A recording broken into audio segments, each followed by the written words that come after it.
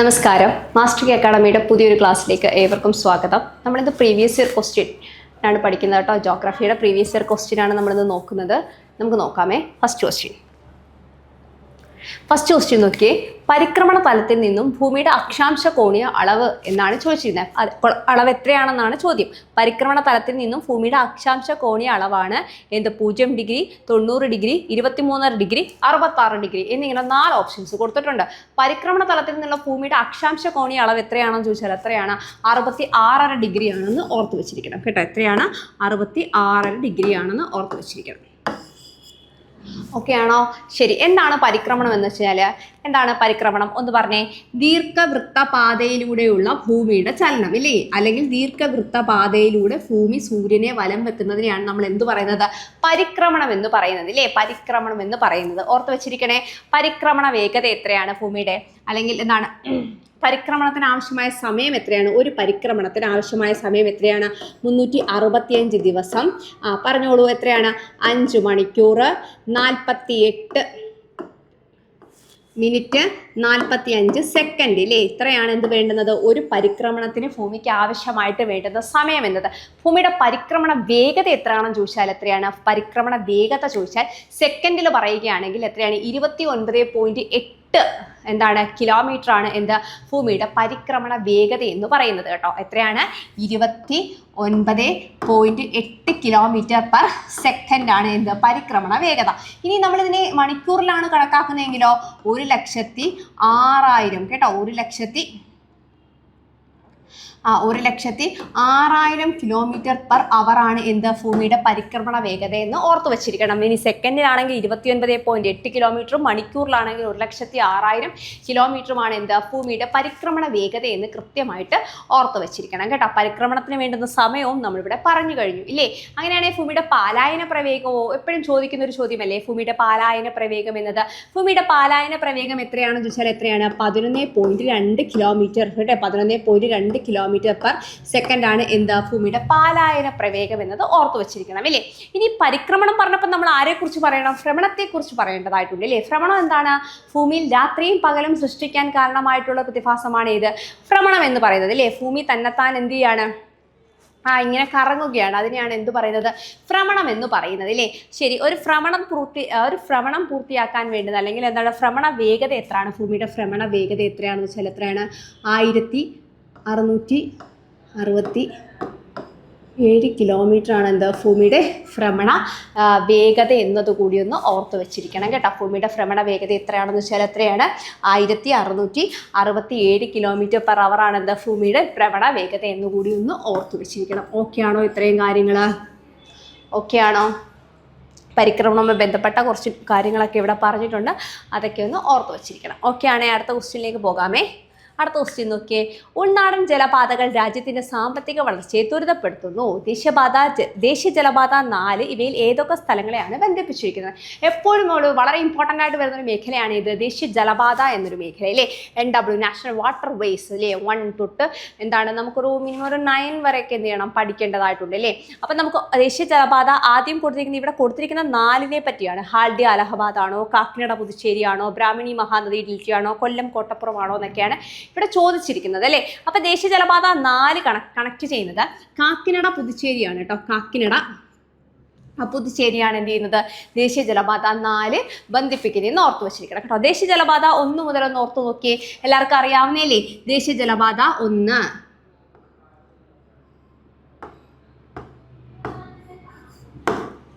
അലഹബാദ് ഹാൽഡിയ. എവിടെയാണ്? അലഹബാദ് ഹാൽഡിയ ആണ്. രണ്ടാമത്തേക്കോ സാദിയ ധൂബ്രിയാണ്. രണ്ടാണെങ്കിലോ സാദിയ ധൂബ്രി. സാദിയ മുതൽ ബ്രഹ്മപുത്ര നദിയിൽ സാദിയ മുതൽ എന്താണ് ധൂബ്രി വരെയാണ്. സാദിയ ടു ധൂബ്രി വരെയാണ് എന്ത് NW2.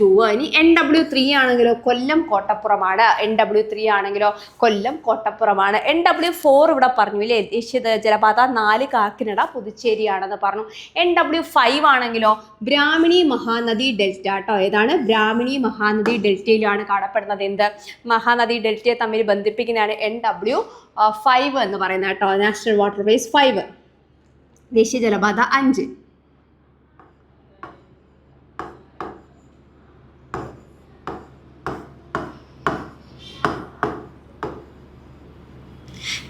താച്ചർ ദാമറയും എന്ന് പറയുന്നത് താച്ചർ ദാമറ എന്ന് പറയുന്നത് വേണമെങ്കിൽ NW5 ആണെന്ന് പറയാം കേട്ടോ. താച്ചർ ദാമറ അല്ലെങ്കിൽ ബ്രാഹ്മണി മഹാനദി ഡെൽറ്റയാണ് എന്ത് NW5 എന്ന് പറയുന്നത്. NW6 ആണെങ്കിലോ ലക്കിപൂർ ഫാങ്ക്രയാണ്. ഏതൊക്കെയാണ് NW6 പറയുന്നത്?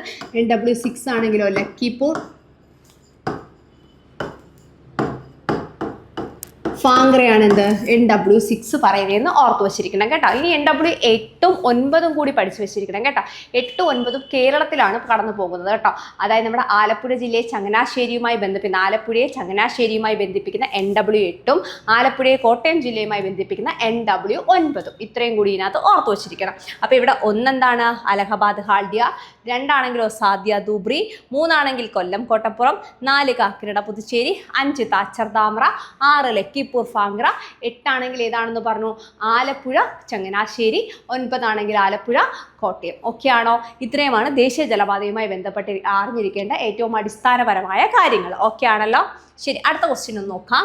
പോളവാരം പദ്ധതി ഏത് നദിയുടെ തീരത്താണ് സ്ഥിതി ചെയ്യുന്നതാണ്? പോളവാരം പദ്ധതി കൃഷ്ണയാണോ, ഗോദാവരിയാണോ, തുംഗഭദ്രയാണോ, അതോ ഇവയൊന്നുമല്ല എന്നാണ് കൊടുത്തിരിക്കുന്നത്. പോളവാരം പദ്ധതി ഗോദാവരി നദിയിലാണ് കേട്ടോ. ഗോദാവരി നദിയുടെ തീരത്ത് നിർമ്മിച്ചിരിക്കുന്നതാണ് ഏത് പോളവാരം പദ്ധതി എന്ന് ഓർത്ത് വച്ചിരിക്കണം. അടുത്ത നോക്കൂ, ഭൂമിയും ചന്ദ്രനും സൂര്യനും നേർരേഖയിൽ വരുമ്പോൾ രൂപപ്പെടുന്ന വേലി ഏതാണെന്നാണ് ചോദ്യം. ഭൂമിയും ചന്ദ്രനും സൂര്യനും നേർരേഖയിൽ വരുമ്പോൾ രൂപപ്പെടുന്ന വേലി ഏതാണെന്ന് ചോദിച്ചാൽ ഏതാണത്? അത് വാവുബേലിയാണ് അല്ലേ? ഏതാണ്? വാവുബേലിയാണെന്ന് ഓർത്തു വച്ചിരിക്കണം അല്ലേ? അതായത് ഭൂമിയിൽ സൂര്യൻ്റെയും ചന്ദ്രൻ്റെയും ഒരു ആകർഷണ ബലത്തിൻ്റെ ഫലമായിട്ടാണ് എന്ത് രൂപപ്പെടുന്നത്? വേലികൾ രൂപപ്പെടുന്നതെന്ന് എല്ലാവർക്കും അറിയാമല്ലേ? സമുദ്രനിരപ്പിൻ്റെ ഉയർച്ച കൂടുന്നത് എന്താണ്? ഉയർച്ച കൂടുകയും താഴുകയും ചെയ്യുന്നതാണ് എന്ത്? വേലികൾ എന്നെല്ലാവർക്കും അറിയാവുന്നതാണ് അല്ലേ? അപ്പോൾ ഭൂമിയും ചന്ദ്രനും സൂര്യനും നേർരേഖയിൽ വരുമ്പോൾ രൂപപ്പെടുന്ന വേലിയാണ് വാവുവേലി.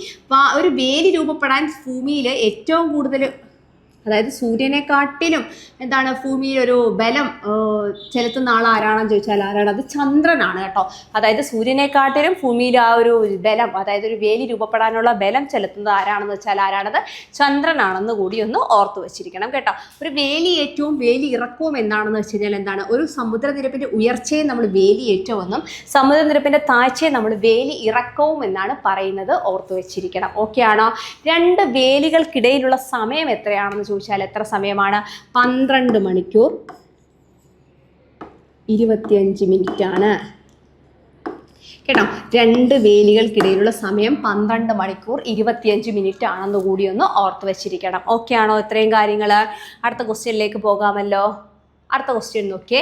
വൈൽഡ് ലൈഫ് ഇൻസ്റ്റിറ്റ്യൂട്ട് ഓഫ് ഇന്ത്യയുടെ ആസ്ഥാനം എവിടെയാണ്? വൈൽഡ് ലൈഫ് ഇൻസ്റ്റിറ്റ്യൂട്ട് ഓഫ് ഇന്ത്യയുടെ ആസ്ഥാനം എവിടെയാണ്? ഭോപ്പാലാണോ, ഡെറാഡൂൺ ആണോ, മസൂറി ആണോ, നൈനിറ്റാൾ ആണോ? വൈൽഡ് ലൈഫ് ഇൻസ്റ്റിറ്റ്യൂട്ട് ഓഫ് ഇന്ത്യയുടെ ആസ്ഥാനം ഡെറാഡൂൺ ആണ് കേട്ടോ. എവിടെയാണ്? ഡെറാഡൂണിലാണ് എന്ത്? വൈൽഡ് ലൈഫ് ഇൻസ്റ്റിറ്റ്യൂട്ട് ഓഫ് ഇന്ത്യയുടെ ആസ്ഥാനം സ്ഥിതി ചെയ്യുന്നതെന്ന് ഓർത്ത് വെച്ചിരിക്കണം. ഇന്ത്യയിൽ വനനിയമം ആദ്യമായി വരുന്ന വർഷം ഏതാണെന്ന് അറിയാമോ? ഇന്ത്യയിൽ ആദ്യമായിട്ട് വനനിയമം വരുന്നത് 1927 എന്ന് ഓർത്ത് വെച്ചിരിക്കണം. 1927. എന്നാൽ ഇന്ത്യയിൽ ആദ്യം വനസംരക്ഷണ നിയമം കേട്ടോ. എന്താണ്? വനസംരക്ഷണ നിയമം വരുന്നത് 1980 എന്നാണ്. 1980 വനനിയമം വരുന്നത് 27 വനസംരക്ഷണ നിയമം വന്നത് 1980 വന്യജീവി സംരക്ഷണ നിയമം വന്നത് എന്നാണെന്ന് അറിയാമോ? 1972 എന്താണ്? വന്യജീവി സംരക്ഷണ നിയമം വരുന്നത് 1972 ഓർത്ത് വെച്ചിരിക്കണം. നമ്മുടെ പ്രോജക്റ്റ് ടൈഗർ വരുന്നതാണെങ്കിലോ, പ്രോജക്റ്റ് ടൈഗർ 1973 വരുന്നത് അല്ലേ? 1973 എന്ത് വരുന്നത്? പ്രോജക്റ്റ് ടൈഗർ വരുന്നതെന്ന് ഓർത്ത് വെച്ചിരിക്കണം കേട്ടോ. വന്യജീവി സംരക്ഷണ നിയമം വന്നത് 72 വനസംരക്ഷണ നിയമം വന്നത് എപ്പോഴാണ്? 1980 കൂടിയൊന്ന് ഓർത്ത് വെച്ചിരിക്കണം. പരിസ്ഥിതി സംരക്ഷണ നിയമം എന്നത് എന്നാണ്? 1986 അല്ലേ? പരിസ്ഥിതി സംരക്ഷണ നിയമം 1986. ക്ലിയർ ആണോ? 27 വന നിയമം, ദെൻ 80 വന സംരക്ഷണ നിയമം, വന്യജീവി സംരക്ഷണ നിയമം 72, ടൈഗർ ആണെങ്കിലോ പ്രോജക്റ്റ് ടൈഗർ 73 വരുന്നത്. 86 പരിസ്ഥിതി സംരക്ഷണ നിയമമാണ് വരുന്നതെന്ന് ഓർത്ത് വെച്ചിരിക്കണം. ഇനി നമ്മളിവിടെ പറയേണ്ട ഒരു കാര്യം പ്രോജക്റ്റ് എലിഫന്റ് ആണ് അല്ലേ? പ്രോജക്റ്റ് എലിഫന്റ് 1992 വരുന്നത് അല്ലേ? 1992 എന്ത് വരുന്നത്? പ്രോജക്റ്റ് എലിഫന്റ് വരുന്നതെന്ന് കൂടി ഒന്ന് ഓർത്ത് വെച്ചിരിക്കണം. ഓക്കെ ആണോ? ഇത്രയും കാര്യങ്ങൾ ഇവിടെ പറഞ്ഞത്. വൈൽഡ് ലൈഫ് ഇൻസ്റ്റിറ്റ്യൂട്ട് ഓഫ് ഇന്ത്യയുടെ ആസ്ഥാനം എവിടെയാണെന്ന് ചോദിച്ചാൽ എവിടെയാണ്? ഡെറാഡൂണിലാണെന്ന് ഓർത്ത് വെച്ചിരിക്കണം. ഓക്കെ ആണോ?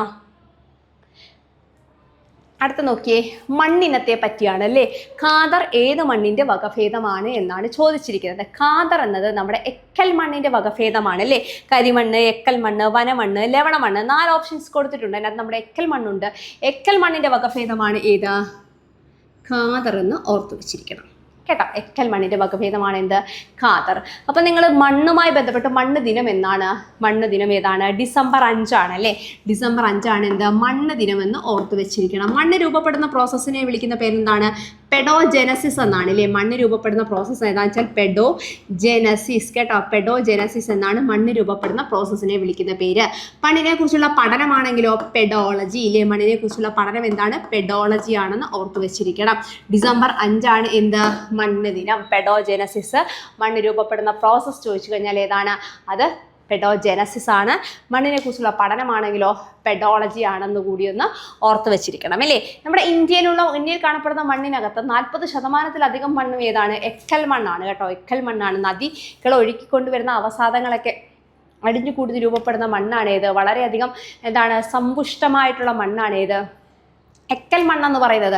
ഇന്ത്യൻ മണ്ണിൽ 40% എന്താണെന്നാണ് പറയുന്നത്? എക്കൽ മണ്ണാണെന്നാണ് പറയുന്നത്. ഓർത്തു വെച്ചിരിക്കണം കേട്ടോ.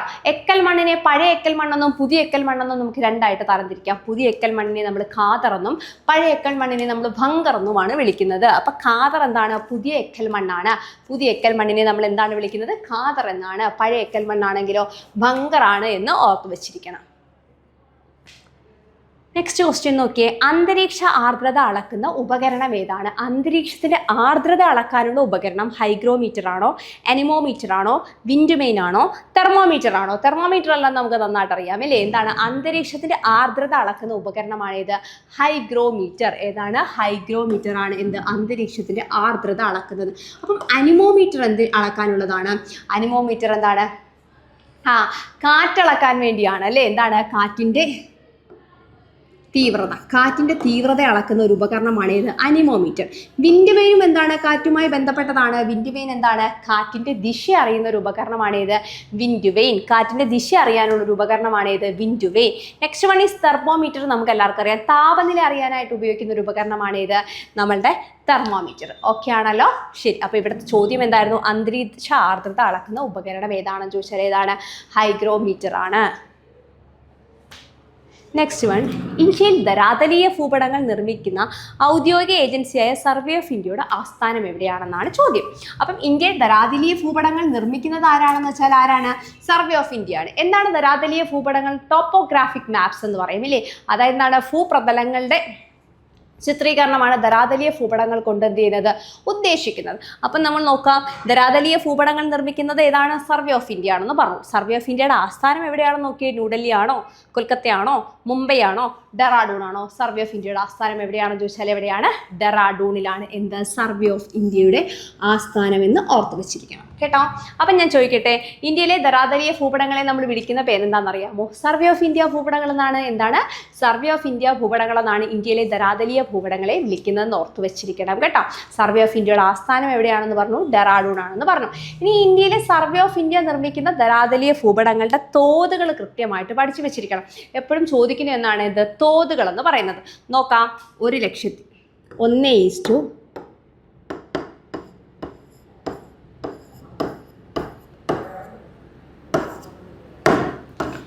1:1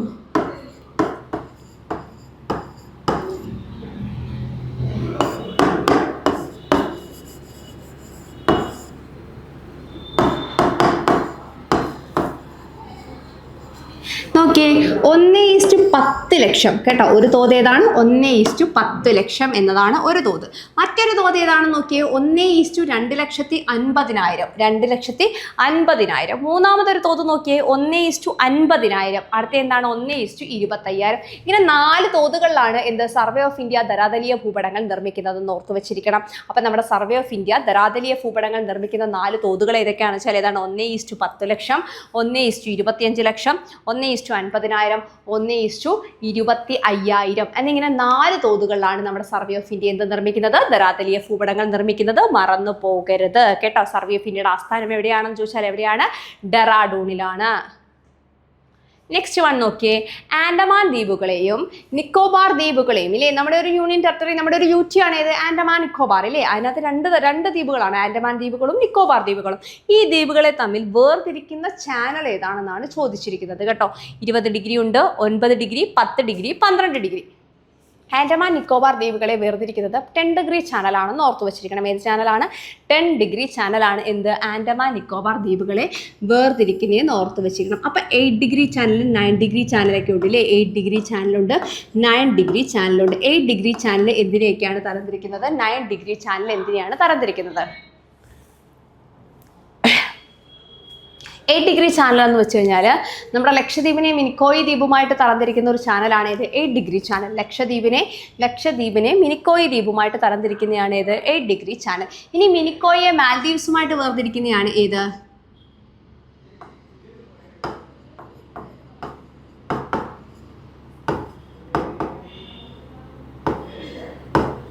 9 ഡിഗ്രി ചാനൽ എന്ന് കൂടി ഒന്ന് ഓർത്ത് വെച്ചിരിക്കണം. ഓക്കെ ആണോ? അപ്പോൾ അടുത്ത ചോദ്യത്തിലേക്ക് പോവുകയാണേ. അടുത്ത ചോദ്യം നോക്കിയേ, ശിലാരൂപീകരണവുമായി ബന്ധപ്പെട്ട ശരിയായ പ്രസ്താവന കണ്ടെത്തുക എന്നതാണ് അടുത്ത ചോദ്യം. ശിലകളുടെ രൂപീകരണമാണ് നമ്മളിവിടെ പറയുന്നത് അല്ലേ, ശിലകളുടെ രൂപീകരണത്തെക്കുറിച്ചാണ്. നോക്കാമേ, പ്രാദേശിക കായാന്തരീകരണത്തിൽ മാഗ്മയുടെ ചൂട് കാരണം ശിലകൾക്ക് പുനഃപലനീകരണം സംഭവിക്കുന്നു എന്നതാണ് ഫസ്റ്റ് സ്റ്റേറ്റ്മെന്റ്. അപ്പോൾ അവിടെ കായാന്തരീകരണത്തെ പറ്റിയാണ് പറയുന്നത് അല്ലേ. ശിലകളുടെ രൂപീകരണത്തിനകത്ത് നമ്മൾ പഠിക്കുന്ന ശിലകളെ പറ്റിയാണ് ഏതൊക്കെ, ആഗ്നേയ ശിലകൾ, അവസാദ ശിലകൾ, കായാന്തരിക ശിലകൾ. അപ്പോൾ കായാന്തരീകരണത്തെ കുറിച്ചാണ് ഫസ്റ്റ് സ്റ്റേറ്റ്മെന്റ് പറയുന്നത്. സെക്കൻഡ് സ്റ്റേറ്റ്മെന്റ് നോക്കിയേ, ബലതന്ത്ര കായാന്തരീകരണത്തിൽ ശിലകൾ പൊടിഞ്ഞു പുനഃപലനീകരണം സംഭവിക്കുന്നു, അവിടെയും കായാന്തരീകരണത്തെ പറ്റിയാണ്. മൂന്നാമത്തെ നോക്കൂ, സമ്പർക്ക കായാന്തരീകരണത്തിൽ ടെക്ടോണിക് ചലനത്താൽ ശിലകൾക്ക് പുനഃപലനീകരണം സംഭവിക്കുന്നു എന്ന് പറഞ്ഞു. കായാന്തരീകരണം 2 തരത്തിലാണ് സംഭവിക്കുന്നത്, സമ്പർക്ക കായാന്തരീകരണവും താപീയ കായാന്തരീകരണവും. ഇങ്ങനെ രണ്ടാണ്, ബലതന്ത്ര കായാന്തരീകരണവും എന്താണ്, താപീയ കായാന്തരീകരണവും. എന്തൊക്കെയാണ്? ബലതന്ത്ര കായാന്തരീകരണം എന്നും താപീയ കായാന്തരീകരണം എന്നും 2 തരത്തിലാണ് എന്ത്, കായാന്തരീകരണം സംഭവിക്കുന്നത്. കായാന്തരീകരണം എന്ന് വെച്ചാൽ എന്താണ്, നമ്മുടെ ആഗ്നേയ ശിലകളും അവസാദ ശിലകളും എന്താണ്, പലതരം പ്രവർത്തനത്തിന്റെ ഫലമായിട്ട് എന്തായി മാറും, കായാന്തരിക ശിലകളായി മാറും. അതാണ് കായാന്തരീകരണം എന്ന് പറയുന്നത്. അപ്പം നമ്മളിവിടെ 2 തരം കായാന്തരീകരണമാണ് പറഞ്ഞത്, ബലതന്ത്ര കായാന്തരീകരണവും താപീയ കായാന്തരീകരണം എന്ന് പറഞ്ഞു. ഇതിനകത്ത് താപീയ കായാന്തരീകരണത്തെ നമുക്ക് 2ആയിട്ട് തരംതിരിക്കാം, പ്രാദേശികമെന്നും സമ്പർക്കമെന്നും. എന്തൊക്കെയാണ്? പ്രാദേശികമെന്നും സമ്പർക്കമെന്നും നമുക്ക് 2ആയിട്ട് തരംതിരിക്കാം. ഏതിനെ? താപീയ കായാന്തരീകരണത്തെ എന്ന് ഓർത്തു വച്ചിരിക്കണം. ഓക്കെ ആണോ? അതായത് താപീയം ചൂട് കാരണം ഉണ്ടാകുന്നതാണെന്ന് ഓർത്തു വെച്ചിരിക്കണം. ഇവിടുത്തെ സ്റ്റേറ്റ്മെന്റ് പറയുന്നത് പ്രാദേശിക കായാന്തരീകരണത്തിൽ മാഗ്മയുടെ ചൂട് കാരണം ശിലകൾക്ക് പുനഃപലനീകരണം, അതായത് റീക്രിസ്റ്റലൈസേഷൻ, പുനഃപലനീകരണം എന്ന് സംഭവിക്കുന്നു എന്നാണ് പറയുന്നത്. പക്ഷെ അങ്ങനെയല്ല സംഭവിക്കുന്നത്. എന്താണ്? പ്രാദേശിക കായാന്തരീകരണത്തിൽ ടെക്ടോണിക് ചലനത്തിന്റെ ഫലമായിട്ടാണ് ശിലകൾക്ക് എന്ത് സംഭവിക്കുന്നത്? പുനഃപലനീകരണം സംഭവിക്കുന്നത് എന്ന് ഓർത്തു വെച്ചിരിക്കണം.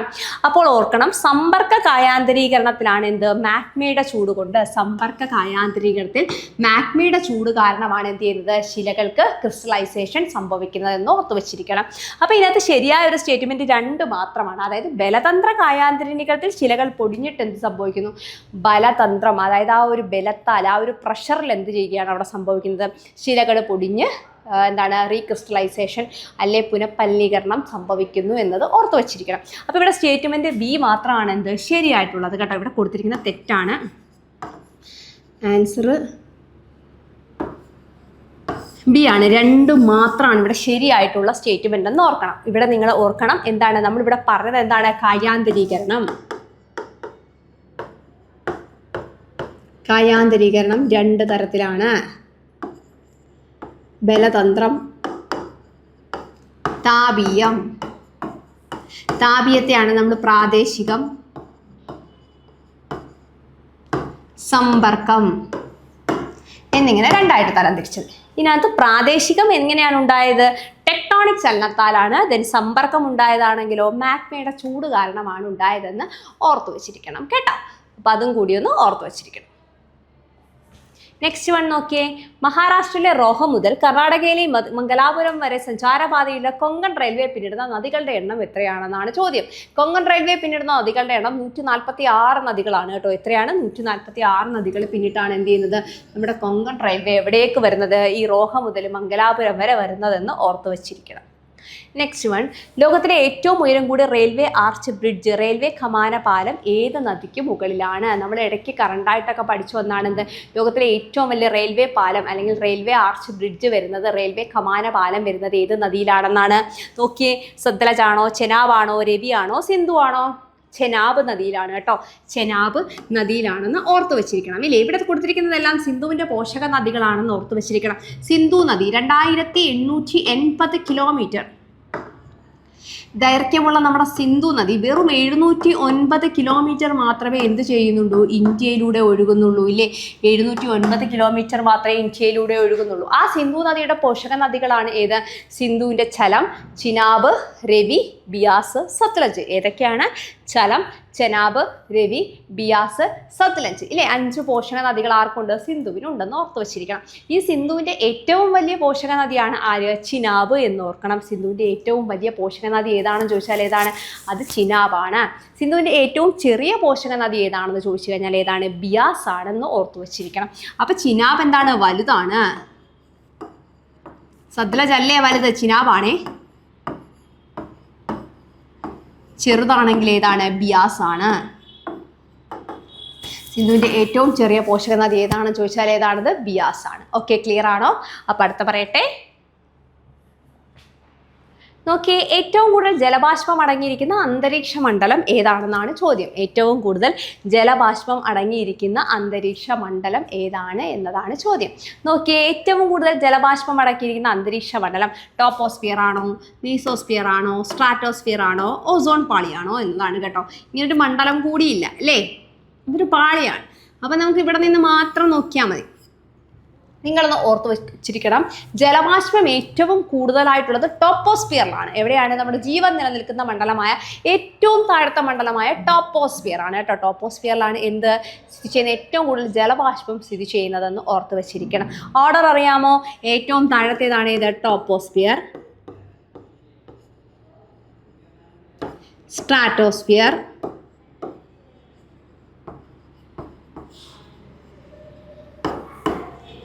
മീസോസ്ഫിയർ,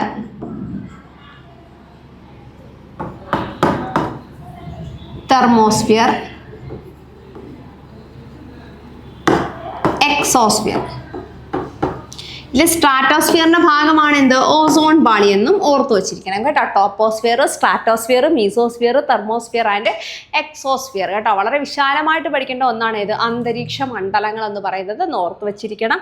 സ്ട്രാറ്റോസ്ഫിയറിലാണ് എന്ത് കാണപ്പെടുന്നത്? ഓസോൺ പാളി കാണപ്പെടുന്നതെന്ന് കൂടി ഒന്ന് ഓർത്ത് വെച്ചിരിക്കണം. നെക്സ്റ്റ് വൺ നോക്കിയേ, ദൊഡ്ഡപ്പെട്ട കൊടുമുടി സ്ഥിതി ചെയ്യുന്ന പർവ്വതനിര ഏതാണ്? ദൊഡ്ഡപ്പെട്ട കൊടുമുടി സ്ഥിതി ചെയ്യുന്ന പർവ്വതനിര ആനമലയാണോ, കാർഡമം കുന്നുകളാണോ, നീലഗിരി കുന്നുകളാണോ, അതോ നല്ലമല കുന്നുകളാണോ? ദൊഡ്ഡപ്പെട്ട സ്ഥിതി ചെയ്യുന്നത് നീലഗിരി കുന്നുകളിലാണ് കേട്ടോ. എവിടെയാണ് സ്ഥിതി ചെയ്യുന്നത്? നീലഗിരി കുന്നുകളിലാണ് എന്ന് ഓർത്ത് വെച്ചിരിക്കണം. നെക്സ്റ്റ് ക്വസ്റ്റ്യൻ നോക്കിയേ, 2008 തണ്ണീർത്തട സംരക്ഷണ നിയമത്തിലെ പ്രധാന വ്യവസ്ഥകൾ ഏതൊക്കെയാണ് എന്നതാണ്. നെൽവയൽ നികത്തുന്നത് തടയുന്നു, അതാണ് ഫസ്റ്റ് സ്റ്റേറ്റ്മെന്റ്. രണ്ടാമത്തേത് തണ്ണീർത്തടങ്ങളുടെ ഉപയോഗത്തെ നിയന്ത്രിക്കുന്നു. മൂന്നാമത് നിയമത്തിലെ വ്യവസ്ഥകൾ അനുസരിക്കാത്തവർക്കെതിരെ നിയമ നടപടികൾ സ്വീകരിക്കുന്നു എന്നതാണ്. ഇത് മൂന്നും ശരിയായ സ്റ്റേറ്റ്മെന്റ് ആണ് അല്ലേ. തണ്ണീർത്തട സംരക്ഷണ നിയമം 2008 ഓഗസ്റ്റ് 11 കേട്ടോ. എപ്പോഴും ഡേറ്റ് ചോദിക്കുന്ന കണ്ടിട്ടുണ്ട്. 2008 ഓഗസ്റ്റ് 11 തണ്ണീർത്തട സംരക്ഷണ നിയമം അല്ലെങ്കിൽ നെൽവയൽ സംരക്ഷണ നിയമം എന്നൊക്കെ പറയുന്നത് 2008 ഓഗസ്റ്റ് 11 ഓർത്ത് വെച്ചിരിക്കണം. ഇത്രയും കാര്യങ്ങളാണ് ഇതിനകത്ത് പറയുന്നത്. ഈ മുകളിൽ കൊടുത്തിരിക്കുന്നവയെല്ലാം തന്നെ ശരിയായ സ്റ്റേറ്റ്മെന്റ് ആണ്. നെക്സ്റ്റ് വൺ നോക്കിയേ, കേരളത്തിലെ ആദ്യത്തെ ജലവൈദ്യുത പദ്ധതി ഏതാണെന്ന്. കേരളത്തിലെ ആദ്യത്തെ ജലവൈദ്യുത പദ്ധതി ഞാൻ പറയേണ്ട ആവശ്യമില്ല, എല്ലാവർക്കും അറിയാം അല്ലേ. കുറ്റ്യാടിയാണോ, ശബരിഗിരിയാണോ, പള്ളിവാസലാണോ, ഇടുക്കിയാണോ? ആദ്യത്തെ ജലവൈദ്യുത പദ്ധതി പള്ളിവാസലാണ് അല്ലേ. പള്ളിവാസൽ 1940 നമ്മൾ കാണാതെ പഠിച്ചു വെച്ചേക്കുന്നത് 40, ഇടുക്കി, മുതിരമ്പുഴ അല്ലേ. അപ്പോൾ ആദ്യത്തെ ഏതാണ്? പള്ളിവാസൽ 40, ഇടുക്കി, മുതിരമ്പുഴയിലാണെന്ന് കൂടി ഒന്ന് ഓർത്ത് വെച്ചെടുക്കും. ആദ്യത്തെ ജലവൈദ്യുത പദ്ധതി ഏതാണ്? പള്ളിവാസൽ ജലവൈദ്യുത പദ്ധതിയാണെന്ന് കൂടി ഒന്ന് ഓർത്ത് വെച്ചിരിക്കണം. രണ്ടാമത്തെയാണ് ചെങ്കുളം പദ്ധതി കേട്ടോ. രണ്ടാമത്തെ ഏതാണ്? ചെങ്കുളം പദ്ധതിയാണ്. ചെങ്കുളം പദ്ധതിയാണ് എന്ത്? രണ്ടാമത്തെ ജലവൈദ്യുത പദ്ധതി എന്ന് ഓർത്ത് വെച്ചിരിക്കണം കേട്ടോ. 1954 വർഷം കേട്ടോ. 1954 ചെങ്കുളം പദ്ധതി രണ്ടാമത്തേതാണ്. അതും എവിടെ തന്നെയാണ്? ഇടുക്കി ജില്ലയിൽ മുതിരമ്പുഴയിലാണെന്ന് ഓർത്തു വെച്ചിരിക്കണം. നദി അത് തന്നെയാണ്, മുതിരമ്പുഴ. നെക്സ്റ്റ് വൺ നോക്കിയേ, വിഴിഞ്ഞം തുറമുഖം സ്ഥിതി ചെയ്യുന്ന കേരളത്തിലെ ജില്ല ഏതാണെന്നാണ്. വിഴിഞ്ഞം തുറമുഖം സ്ഥിതി ചെയ്യുന്നത് ഏത് ജില്ലയിലാണ്? തിരുവനന്തപുരം ജില്ലയിലാണ്. എല്ലാവർക്കും അറിയാം അല്ലേ. റീസെൻ്റ് ആയിട്ടൊരു പ്രോജക്റ്റ് വന്നല്ലോ, വിഴിഞ്ഞത്തെ ചവറയും കൊച്ചിയുമായിട്ട് കണക്ട് ചെയ്തുകൊണ്ടൊരു പ്രോജക്റ്റ് വന്നല്ലോ. പ്രോജക്റ്റിന്റെ പേരെന്താണ്? റെയർ എർത്ത് കോറിഡോർ എന്നാണ്. എന്താണ് പേര്? Rare earth corridor. India rare earth സ്ഥിതി ചെയ്യുന്ന ചവറയിലല്ലേ? റെയർ എർത്ത് കോറിഡോർ ഏതിനെയൊക്കെയാണ് കണക്ട് ചെയ്യുന്നത്? വിഴിഞ്ഞം, ചവറ, കൊച്ചി.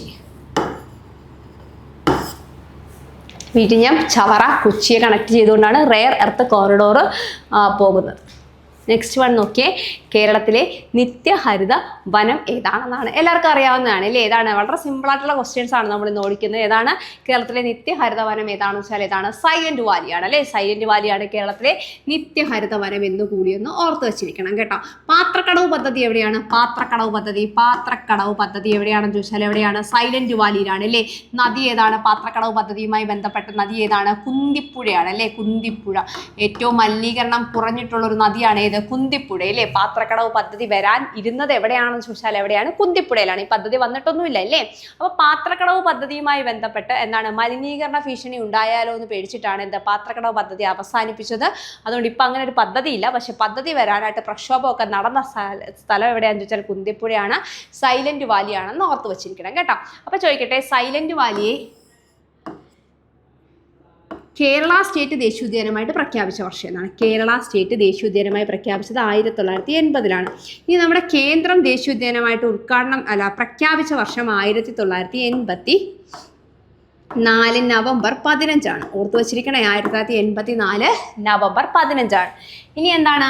നമ്മുടെ രാജീവ് ഗാന്ധി എന്ത് ചെയ്തു? ഇതിനെ ഉദ്ഘാടനം ചെയ്തു ഇല്ലേ. ദേശീയോദ്യാനമായിട്ട് ഉദ്ഘാടനം ചെയ്ത് 1985 സെപ്റ്റംബർ 7. ഓർത്ത് വെച്ചിരിക്കണേ. ഇനി സൈലന്റ് വാലിയെ നീലഗിരി ബയോസ്ഫിയർ റിസർവിന്റെ കോർ ഏരിയയിൽ ഉൾപ്പെടുത്തിയ വർഷം എന്നാണ്? സൈലന്റ് വാലിയെ എവിടെയാണ്? നീലഗിരി ബയോസ്ഫിയർ റിസർവിന്റെ കോർ ഏരിയയിൽ ഉൾപ്പെടുത്തിയത് 1986 സെപ്റ്റംബർ 1. ഓർത്ത് വെച്ചിരിക്കണേ. ഇനി സൈലന്റ് വാലിയെ ബഫർ സോണായിട്ട് പ്രഖ്യാപിച്ച എന്നാണ്? അത് 2007 അല്ലേ. 2007 എന്തായി? Buffer zone. പോസ്റ്റൽ സ്റ്റാമ്പിൽ ഇടം പിടിച്ചത് 2009. അതെല്ലാവർക്കും അറിയാവുന്ന കാര്യം. അപ്പോൾ നോർത്തെ, സൈലന്റ് വാലി കേരള സംസ്ഥാനം ദേശീയോദ്യാനമായിട്ട് പ്രഖ്യാപിച്ചത് 1980, കേന്ദ്രം ദേശീയോദ്യാനമായി പ്രഖ്യാപിച്ചത് 84 നവംബർ 15, ഉദ്ഘാടനം ചെയ്തത് രാജീവ് ഗാന്ധി 85 സെപ്റ്റംബർ 7. നീലഗിരി ബയോസ്ഫിയർ റിസർവിന്റെ കോർ ഏരിയയിൽ സൈലന്റ് വാലി ഉൾപ്പെടുത്തിയത് എന്താണ്? 1986 സെപ്റ്റംബർ 1. ഒരു നിത്യഹരിത വനമാണ് ഇത് സൈലന്റ് വാലി എന്ന് ഓർക്കണം. കുന്തിപ്പുഴ സൈലന്റ് വാലിയിലൂടെ ഒഴുകുന്ന നദിയാണ്. അവിടെയാണ് പാത്രക്കടവ് ജലവൈദ്യുത പദ്ധതി വരാനിരുന്നത് എന്നുകൂടി ഒന്ന് ഓർത്തു വച്ചിരിക്കണം കേട്ടോ.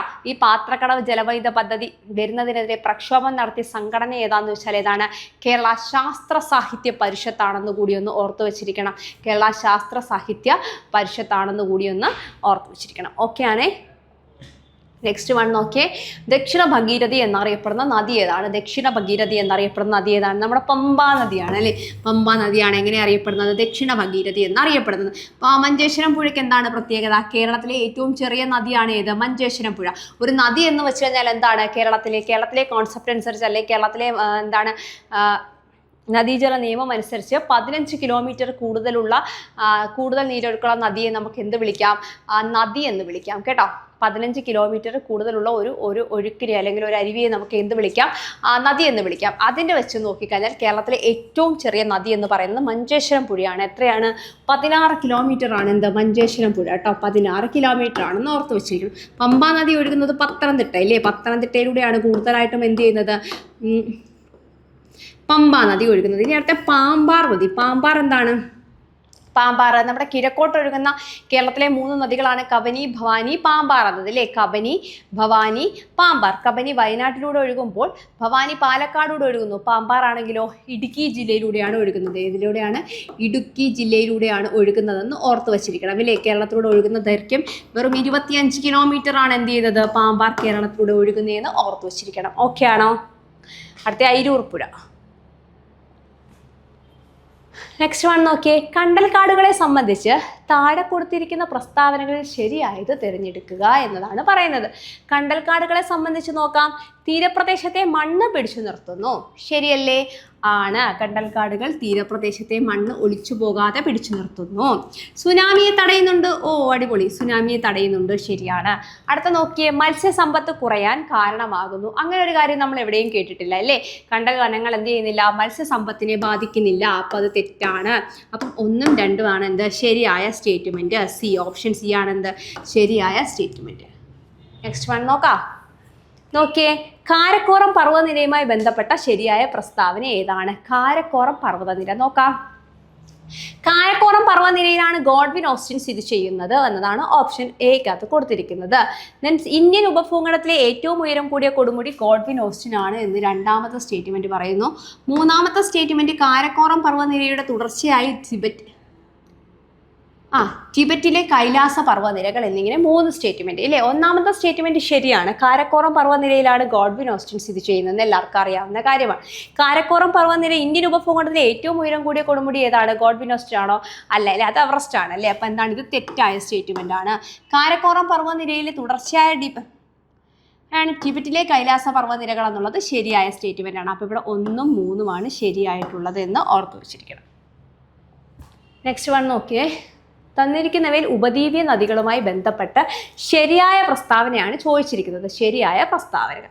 നർമ്മദാ നദി ഉത്ഭവിക്കുന്നത് ഛത്തീസ്ഗഡിലെ മൈക്കല നിരകളിൽ നിന്നാണെന്നാണ്. 2ാമത്തെ സ്റ്റേറ്റ്മെന്റ് കൃഷ്ണ നദിയുടെ പോഷക നദികളാണ് ശബരിയും ഇന്ദ്രാവതിയും. 3ാമത്തെ സ്റ്റേറ്റ്മെന്റ് ആണ് ഉപദ്വീപീയ നദികൾക്ക് അപരദന തീവ്രത താരതമ്യേന കുറവാണ്. ഇന്ത്യയിലെ നദികളെ നമ്മൾ 2ആയി തരംതിരിക്കുന്നു. ഹിമാലയൻ നദികളെന്നും ഉപദ്വീപിയൻ നദികളെന്നുമാണ്. ഇവിടെ ഉപദ്വീപിയൻ നദികളുമായി ബന്ധപ്പെട്ട കാര്യങ്ങളാണ് പറയുന്നത്. ഏറ്റവും പടിഞ്ഞാറോട്ട് ഒഴുകുന്ന ഒരു ഉപദ്വീപിയൻ നദി അല്ലെങ്കിൽ ഏറ്റവും വലിയ ഉപദ്വീപിയൻ നദിയാണ് ഏത്? നർമ്മദാ നദി. ഏറ്റവും വലിയ ഉപദ്വീപിയൻ നദിയല്ല, പടിഞ്ഞാറോട്ട് ഒഴുകുന്ന ഏറ്റവും വലിയ ഉപദ്വീപിയൻ നദിയാണ് ഏത്? നർമ്മദാ നദി എന്ന് ഓർത്ത് വെച്ചിരിക്കണം. മൈക്കല മലകൾ ഛത്തീസ്ഗഡിലെ മൈക്കല മലനിരകളിൽ നിന്നാണ് ഇത് ഉത്ഭവിക്കുന്നത് എന്നത് ശരിയായ സ്റ്റേറ്റ്മെന്റ് ആണ്. കൃഷ്ണ നദിയുടെ പോഷക നദികളാണ് ശബരിയും ഇന്ദ്രാവതിയും എന്നതാണ് കൊടുത്തിരിക്കുന്നത്. തെറ്റാണ്. ഏറ്റവും വലിയ ഉപദ്വീപിയൻ നദിയായ ഗോദാവരി പോഷക നദികളാണ് ഏതൊക്കെ? ശബരിയും ഇന്ദ്രാവതിയും. ഗോദാവരി, ശബരി, ഇന്ദ്രാവതി കേട്ടോ. ഗോദാവരിയുടെ പോഷക നദികളാണ് ഏതൊക്കെ? ശബരിയും ഇന്ദ്രാവതിയും. അപ്പൊ കൃഷ്ണയുടെ പോഷക നദികൾ ഏതൊക്കെയാണെന്ന് പറഞ്ഞേ.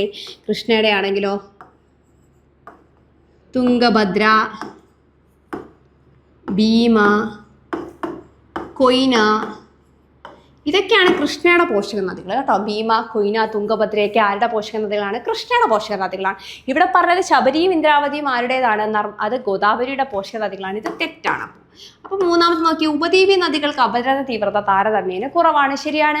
ഒഴുക്ക് വളരെയധികം എന്താണ് കുത്തനെയുള്ള ഒഴുക്കൊക്കെ കുറവാണ്. അതുകൊണ്ട് ഉപദ്വീപീയ നദികൾക്ക് അപരദന തീവ്രത വളരെയധികം കുറവാണെന്ന് ഓർത്തു വച്ചിരിക്കണം. അപ്പം ഇവിടെ ആൻസർ ഏതാണ്? 1ഉം 3ഉമാണ് ഇവിടെ ശരിയായിട്ടുള്ളത്. അടുത്ത നോക്കൂ. ഒഡീഷയിൽ സ്ഥിതി ചെയ്യുന്ന പ്രധാന ഇരുമ്പയിര് ഖനന മേഖല ഏതാണെന്നാണ് ചോദിക്കുന്നത്. ഇരുമ്പയിര് ഖനിയല്ല, ഇരുമ്പയിര് ഖനന മേഖല ഏതാണെന്ന് ചോദിച്ചാൽ ഏതാണ്? സിംഫാണ് കേട്ടോ. സുന്ദർഗണ്ഡാണ് എന്ത് ഒഡീഷയിൽ സ്ഥിതി ചെയ്യുന്ന ഇരുമ്പയിര് ഖനന മേഖല. Next one. ദേശീയ ജലപാത NW3 കടന്നു പോകുന്ന ഇന്ത്യൻ സംസ്ഥാനം ഏതാണെന്നാണ് ചോദ്യം. NW3 കടന്നു പോകുന്ന ഇന്ത്യൻ സംസ്ഥാനം ഏതാണ്? കേരളമാണ് അല്ലേ. നമ്മൾ ആദ്യം തന്നെ പഠിച്ചതേ ഉള്ളൂ. കേരളത്തിലൂടെയാണ് NW3 കടന്നു പോകുന്നത്. Next question. ഇന്ത്യയിലെ പ്രധാന ആണവോർജ്ജ നിലയമായ റാവത്ത് ഭട്ട സ്ഥിതി ചെയ്യുന്നത് എവിടെയാണെന്നാണ്? ഗുജറാത്ത് ആണോ, മധ്യപ്രദേശ്, മഹാരാഷ്ട്ര, രാജസ്ഥാൻ? പഠിച്ചു വെച്ചിരിക്കണം. റാവത്ത് ഭട്ട എവിടെയാണ്? രാജസ്ഥാനിലാണ് സ്ഥിതി ചെയ്യുന്നത്. റാവത്ത് ഭട്ട എവിടെയാണ് സ്ഥിതി ചെയ്യുന്നത്? രാജസ്ഥാനിൽ സ്ഥിതി ചെയ്യുന്ന ഒരു ആണവോർജ്ജ നിലയമാണ് ഏത്? റാവത്ത് ഭട്ട. അടുത്ത ക്വസ്റ്റ്യൻ നോക്കൂ. ഇന്ത്യയുമായി കരയതിർത്തി പങ്കിടുന്ന രാജ്യങ്ങളിൽ ഉൾപ്പെടാത്ത രാജ്യം ഏതാണ്? ഇന്ത്യയുമായി കരയതിർത്തി പങ്കിടുന്ന രാജ്യങ്ങളിൽ ഉൾപ്പെടാത്തത് ഏതാണ്? അപ്പോൾ ഇന്ത്യയുമായി കരയതിർത്തി ഇല്ലാത്ത രാജ്യം ഏതാണെന്നാണ്? താജിക്കിസ്ഥാൻ, മ്യാൻമാർ, അഫ്ഗാനിസ്ഥാൻ, ഭൂട്ടാൻ എന്നതാണ് കൊടുത്തിരിക്കുന്നത്. നമുക്ക് എല്ലാവർക്കും അറിയാം താജിക്കിസ്ഥാൻ ആണ് എന്ത് ഇന്ത്യയുമായി കരയതിർത്തി ഒട്ടും തന്നെ ഇല്ലാത്തത് അല്ലേ. ഏറ്റവും കുറവ് കരയതിർത്തിക്കകത്ത് നമ്മൾ അഫ്ഗാനിസ്ഥാനൊക്കെ പഠിക്കുന്നുണ്ട് അല്ലേ. അപ്പോൾ താജിക്കിസ്ഥാനാണ് എന്ത് കരയതിർത്തി ഇല്ലാത്തത്. ഓപ്ഷൻ എ ആണ് ഉത്തരം. നെക്സ്റ്റ് വൺ, ഉത്തരപർവ്വത മേഖലയിൽ സ്ഥിതി ചെയ്യുന്ന ഹിമാചൽ പ്രദേശ്, ടിബറ്റ് എന്നിവ തമ്മിൽ ബന്ധിപ്പിക്കുന്ന പ്രധാന ചുരം ഏതാണ് എന്നതാണ് ചോദ്യം. അപ്പോൾ എന്താണ് ഉത്തരപർവ്വത മേഖലയിൽ സ്ഥിതി ചെയ്യുന്ന ഹിമാചൽ പ്രദേശിനെ ടിബറ്റുമായി ബന്ധിപ്പിക്കുന്ന ചുരമാണ് ചോദിച്ചിരിക്കുന്നത്. നോക്കാം. ഇവിടെ 4 ചുരം കൊടുത്തിട്ടുണ്ട്. ലിപുലക്കു, ഷിപ്കില, സോജില ആൻഡ് നാദുല എന്ന് കൊടുത്തിട്ടുണ്ട് അല്ലേ. ലിപുലക്ക് ആണെങ്കിലോ ഉത്തരാഖണ്ഡിനെ ടിബറ്റുമായി ബന്ധിപ്പിക്കുന്നു. എന്തിനെയാണ്? ഉത്തരാഖണ്ഡിനെ ടിബറ്റുമായി ബന്ധിപ്പിക്കുന്നു. ഷിപ്കിലയാണ് ഹിമാചൽ പ്രദേശിനെ ടിബറ്റുമായി ബന്ധിപ്പിക്കുന്നു. സോജിലയാണെങ്കിലോ ശ്രീനഗറിനെ കാർഗിലുമായി ബന്ധിപ്പിക്കുന്നു. നാദുലയാണെങ്കിലോ സിക്കിമിനെ ടിബറ്റുമായി ബന്ധിപ്പിക്കുന്നു. ഓഡ് വൺ ഔട്ട് ചോദിച്ചാൽ നമുക്കിത് പറയാമായിരുന്നില്ലേ. ഇവിടെ ചോദ്യം എന്താണ്? ഹിമാചൽ പ്രദേശിനെ ടിബറ്റുമായി ബന്ധിപ്പിക്കുന്നത് ഏതാണെന്നാണ്? ഷിപ്കിലയാണ് കേട്ടോ. ഹിമാചൽ പ്രദേശിനെ ടിബറ്റുമായി ബന്ധിപ്പിക്കുന്നത് ഏതാണെന്ന് ചോദിച്ചാൽ ഏതാണ്? ഷിപ്കിലയാണെന്ന് ഓർത്ത് വെച്ചിരിക്കണം. അപ്പം നമ്മുടെ ഹിമാചൽ പ്രദേശിനെ ടിബറ്റുമായി ബന്ധിപ്പിക്കുന്ന ഷിപ്കില ചുരമാണ്. ഉത്തരാഖണ്ഡിനെ ടിബറ്റുമായി ബന്ധിപ്പിക്കുന്ന ലിപുലക്കാണെന്ന് ഓർക്കണം. ശ്രീനഗറിനെ കാർഗിലുമായി ബന്ധിപ്പിക്കുന്ന ഏതാണ്? സോജില ചുരമാണെന്ന് കൂടി ഓർത്ത് വെച്ചിരിക്കണം. അതുപോലെ തന്നെ സിക്കിമിനെ ടിബറ്റുമായി ബന്ധിപ്പിക്കുന്ന നാദുലയാണ്. നാദുലയും ജലപ്പലയും സിക്കിമിലാണ് കേട്ടോ. ഇത് രണ്ടും എവിടെയാണ്? സിക്കിമിലാണെന്നൊന്ന് ഓർത്ത് വെച്ചിരിക്കണം. ഓക്കെ ആണോ? റോക്തങ് ചുരം എന്ന് പറഞ്ഞിട്ടൊരു ചുരമാണ്. റോക്തങ്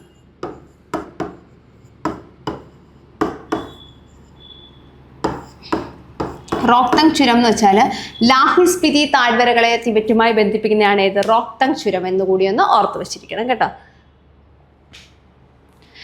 താഴെ തന്നിരിക്കുന്നവയിൽ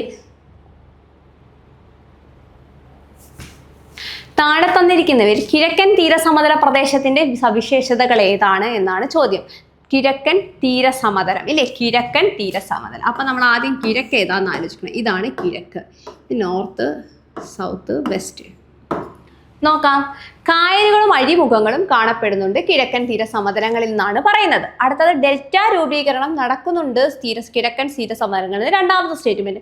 മൂന്നാമത്തെ എന്താണ്? താരതമ്യേന വീതി കുറവാണെന്ന് പറഞ്ഞു. നാലാമത്തെ ആണെങ്കിൽ വീതി താരതമ്യേന കൂടുതലാണെന്നും പറഞ്ഞു. ഇങ്ങനെ 4 സ്റ്റേറ്റ്മെന്റ് ആണ് കിഴക്കൻ തീരസമതലവുമായി ബന്ധപ്പെട്ട്, അതായത് ഈ ഒരു മേഖലയുമായി ബന്ധപ്പെട്ട് തന്നിരിക്കുന്നത്. നമുക്കറിയാം കായലുകളും അഴിമുഖങ്ങളും കൂടുതലായിട്ടുള്ളത് എവിടെയാണ്? പടിഞ്ഞാറൻ തീരസമതലങ്ങളിലാണെന്ന് നമുക്ക് നന്നായിട്ട് അറിയാവുന്ന കാര്യമാണ്. അതുകൊണ്ട് ഈ സ്റ്റേറ്റ്മെന്റ് തെറ്റാണ് ഇല്ലേ. ഡെൽറ്റ രൂപീകരണം നടക്കുന്നത് കിഴക്കാണ്, അത് നമുക്ക് വ്യക്തമായിട്ട് അറിയാം. അപ്പോൾ അത് ശരിയാണ്. താരതമ്യേന വീതി കുറവാണ് ഏതിന്? പടിഞ്ഞാറിന്. താരതമ്യേന വീതി കൂടുതലാണ് ഏത്? കിഴക്ക് കേട്ടോ. കിഴക്കാണ് എന്ത്? വീതി കൂടുതൽ. ഇതാണ് ശരി. കിഴക്കൻ തീരസമതലത്തിന് വീതി കൂടുതലാണ്. അപ്പം 1ഉം 4ഉമാണ് എന്ത് ശരിയായിട്ടുള്ളത്. അല്ല, 1ഉം 4ഉം അല്ലല്ലോ, 2ഉം 4ഉം കേട്ടാ. അപ്പൊ കിഴക്കൻ തീരസമതലത്തിലാണ് എന്ത്? ഡെൽറ്റ രൂപീകരണം നടക്കുന്നതും വീതി കൂടുതലും. പടിഞ്ഞാറാണ് കായലുകളും അഴിമുഖവും കാണുന്നതും വീതി കുറവും. നെക്സ്റ്റ് വൺ നോക്കിയേ. ഉപദ്വീപീയ ഇന്ത്യൻ നദികളിൽ കിഴക്കോട്ട് ഒഴുകുന്നവയും പടിഞ്ഞാറോട്ട് ഒഴുകുന്നവയും തമ്മിൽ വേർതിരിക്കുന്ന ജലവിഭാഗം ഏതാണ് എന്നതാണ് അടുത്ത ചോദ്യം. അതായത് ഉപദ്വീപീയ ഇന്ത്യൻ നദികളിൽ കിഴക്കോട്ട് ഒഴുകുന്നതിനെയും പടിഞ്ഞാറോട്ട് ഒഴുകുന്നതിനെയും തമ്മിൽ വേർതിരിക്കുന്നത് പശ്ചിമഘട്ട നിലകളാണ് എന്നുകൂടി ഓർത്തു വെച്ചിരിക്കണം കേട്ടാ. Next question. താഴെ തന്നിരിക്കുന്നവയിൽ ഹിമാലയ പർവ്വതവുമായി ബന്ധപ്പെട്ട് തെറ്റായ പ്രസ്താവന ഏതാണ്? ഹിമാലയ പർവ്വതവുമായി ബന്ധപ്പെട്ട തെറ്റായ പ്രസ്താവന ഏതാണെന്നാണ്. വലനം കാരണം രൂപീകരിക്കപ്പെട്ട മടക്ക് പർവ്വതനിരയാണ് ഹിമാലയം എന്നാണ് ഒന്നാമത് പറഞ്ഞിരിക്കുന്നത്. താരതമ്യേന പ്രായം കുറഞ്ഞ പർവ്വതനിരയാണ് എന്ത്? ഹിമാലയം എന്നും പറഞ്ഞിരിക്കുന്നു.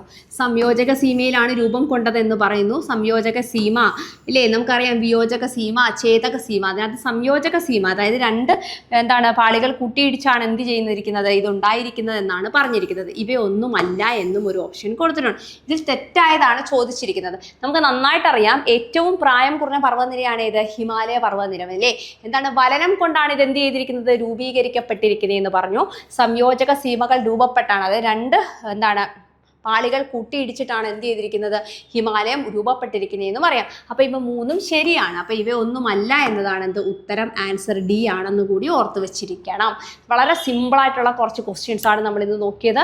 എന്താണ്, കാരണം ഇപ്പോൾ സിമ്പിളായിട്ടുള്ള കുറച്ച് ക്വസ്റ്റ്യൻസ് ഒക്കെ എന്ത് ചെയ്യുന്നുണ്ട്, ചോദ്യങ്ങൾ വരുന്നുണ്ട് അല്ലേ, സിമ്പിളായിട്ട് ചോദിച്ച് നമ്മളെ തെറ്റിക്കുകയാണ്. അതുകൊണ്ട് വളരെ സിമ്പിളായിട്ടുള്ള കുറച്ച് ക്വസ്റ്റ്യൻസ് ആണ് നമ്മളിന്ന് വർക്കൗട്ട് ചെയ്തത്. എല്ലാവരും എന്ത് ചെയ്യുക, നന്നായിട്ട് പഠിക്കുക. Anyway, thank you.